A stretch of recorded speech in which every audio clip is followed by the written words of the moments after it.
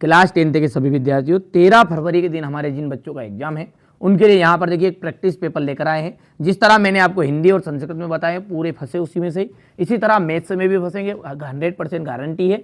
आप तो मेरे द्वारा जो बताए गए पेपर है, ये प्रैक्टिस पेपर, इनको जरूर सॉल्व करके जाइएगा। इन्हीं में से सब कुछ आएगा। ठीक है, इन बच्चों ने वादा किया था, इनको मैंने, ठीक है, इनमें भरोसा किया, तो इतनी परसेंटेज इनकी बने, आपकी बने। गणित में कभी 1 नंबर का भी कट जाए तो मेरी जवाबदारी। एक बार आप देखो तो सही कितने मोस्ट इंपोर्टेंट प्रश्न मैंने इसमें ऐड किए हैं। चलिए शुरू करते हैं। किसी बिंदु Q के लिए प्रत्येक विषम पूर्णांक का जो रूप होगा वो कैसा होगा, तो 2Q + 1 होगा। द्विघात बहुपद में बहुपद की घात होगी 2। ठीक है, जब a1/a2 = b1/b2 but is not equal to c1/c2, तो ये आपका कौन सा हल होगा। ऐसी कंडीशन में आपका कोई भी हल नहीं होने वाला है। ठीक है, बिंदु ए 0,6 इसके निर्देशांक है, बी के निर्देशांक है 0,-2 के बीच की दूरी है 8। ठीक है, यहां से आपका 50 डिग्री आ जाएगा। और ये जो फॉर्मूला है ये आपका माध्य का फॉर्मूला है। इंग्लिश मीडियम वाले बच्चों के लिए तो वो बढ़िया से यहां से स्क्रीनशॉट लेंगे। चलिए, हो गया इतना। अब है रिक्त स्थान। यदि px एक द्विघात बहुपद है, यदि px क्या है, एक द्विघात बहुपद है, तो px = 0 को क्या कहेंगे, वर्ग समीकरण। क्या कहेंगे,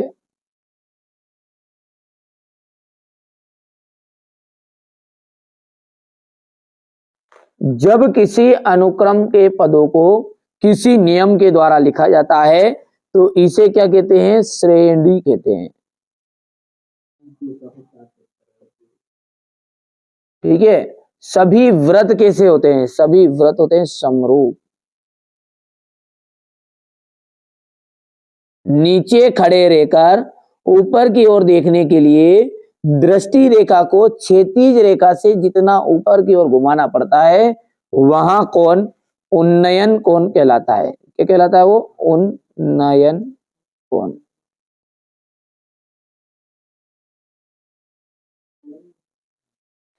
थीटा कोण वाले त्रिज्यखंड का जो क्षेत्रफल का फॉर्मूला होता है वो क्या होता है। ठीक है, तो यहां पर आपका देख लीजिएगा, कोण थीटा वाला है तो ये हो जाएगा आपका त्रिज्यखंड का फॉर्मूला πr² θ/360।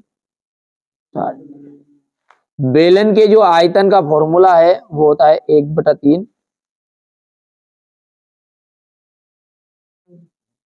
πr²h।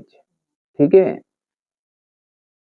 चलिए, तो यहां पर देखिए थोड़ी सी मिस्टेक हो गई, ये 1/3 नहीं है, ये आ जाएगा आपका πr²h।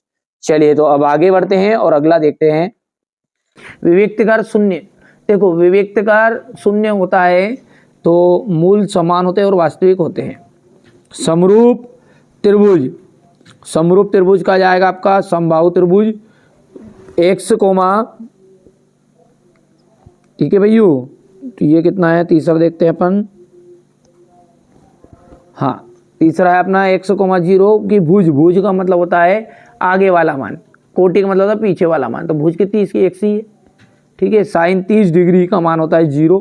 कहाँ दिया हुआ है, साइन 30 का मान तो 0 होता है, 1/3 होता है। तो ये जो साइन 30 है, इस साइन 30 का यदि अपन बात करेंगे तो ये किसके बराबर होगा, ये बराबर होगा आपका cos 60 डिग्री के। सेक थीटा आ जाएगा 1/cos 1 + 10 का आ जाएगा ये sec² थीटा। ये आपकी सर्व समीकरण है। आगे बढ़ते हैं, यहां से हो गया ये। अब एक वाक्य में उत्तर, ax² + bx + c = 0 में विविक्तकर है। ये b² - 4ac को क्या कहते हैं, विविक्तकर कहते हैं। यहां से देख सकते हैं आप, वहां रेखा जो हम क्या कहलाएगी, जो हमारी आंख से सीधे भूमि के समांतर जाएगी उसे अपन कहते हैं, देखो भूमि की तरफ जाने वाली रेखा को क्षैतिज रेखा कहते हैं। क्या कहते हैं, क्षैतिज। और जो वस्तु और हमारी आंख दोई को मिलाएगी उसे कहेंगे अपन दृष्टि रेखा। एक वृत्त पर कितनी समांतर स्पर्श रेखाएं खींची जा सकती, तो 2। देख लो यहाँ से ध्यान से। ठीक है भैया, इसके बाद में यहाँ से अपन आगे बढ़ेंगे तो 6a² आ जाएगा। एक असंभव घटना की प्रायिकता सदैव शून्य होती है। इतना क्या, चलिए यहाँ से स्क्रीनशॉट लो। आगे बढ़ते हैं। यहाँ पर है आपका सत्य सत्य, ठीक है। ये आपका देख लीजिएगा, यहाँ पर है पहला सत्य रहेगा, क्योंकि प्रत्येक प्राकृत संख्या पूर्ण संख्या होती है, तो बिल्कुल सत्य बात है ये तो। क्यों? क्योंकि प्रत्येक प्राकृत के 1 2 3 4 5 पूरी पूर्णांक पूर्ण में बिता गई, ठीक है, क्योंकि पूर्ण 0 से 0 होती है। समांतर श्रेणी के पद सदैव बढ़ते क्रम में होते हैं, ये आपकी असत्य बात होगी, ठीक है। समकोण त्रिभुज में कर्ण सबसे बड़ी भुजा होती है, तो ये सत्य है, ठीक है। 4,0 और 0,3 के बीच की दूरी 5 इकाई है, यह सत्य है। शंकु का जो आयतन होता है वो पाई आर स्क्वायर एच होता है क्या, ठीक है भैया। तो देखिए यहाँ पर शंकु का जो आयतन का फॉर्मूला था वो होता है 1/3, तो ये आपका हो जाएगा यहाँ पर असत्य, क्योंकि 1/3 पाई आर स्क्वायर एच होता है उसका, है ना भैया। किसी घटना, ये तो बेलन का है ना भैया, और किसी घटना की प्रायिकता ऋणात्मक भी हो सकती है, ये आपकी असत्य होगी। यहाँ से अपन बात करें क्वेश्चन नंबर 5 की, तो ये देख सकते हैं आप, तो 5005 को अभाज्य गुणनफल के गुणनफल के रूप में व्यक्त कीजिए। अभाज्य गुणनखंड विधि में 96 और 404 का एचसीएफ ज्ञात करना है। सिद्ध कीजिए कि 7 करनी 5 एक अपरिमेय संख्या है, क्योंकि इतना और 7 है।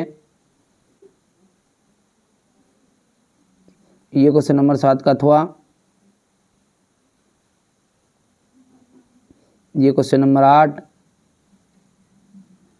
सॉरी यहाँ पर गड़बड़ हो गया, तो ये यहाँ से कराया मैंने, ये 8 है ना।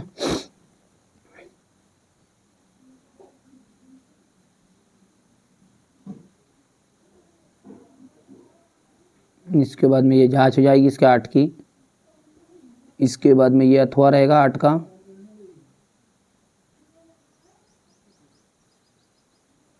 ये क्वेश्चन नंबर 9 का अथवा।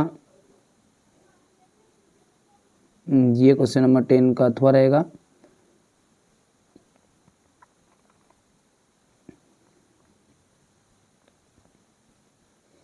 क्वेश्चन नंबर 11 ध्यान से देखिए, ये आराम से यहाँ से क्वेश्चन नंबर 11 का अथवा रहेगा, ये सॉल्यूशन है।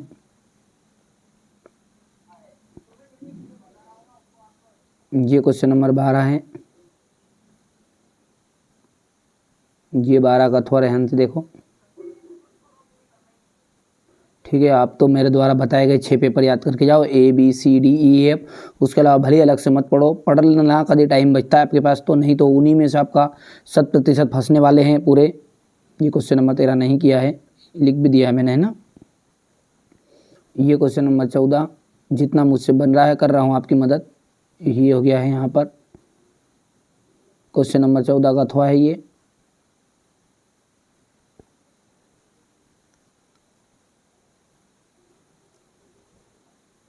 ये क्वेश्चन नंबर 15।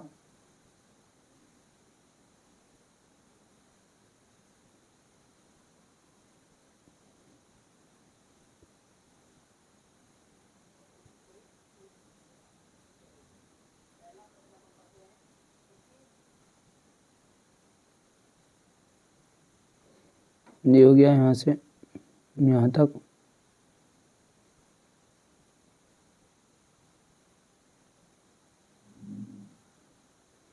ये क्वेश्चन नंबर 16, ये 16 का अथवा।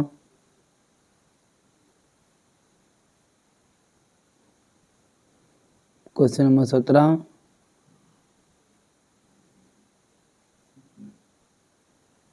ये 17 का अथवा।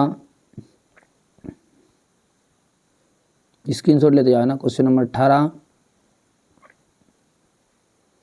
ये 18 का अथवा रहेगा यहाँ से।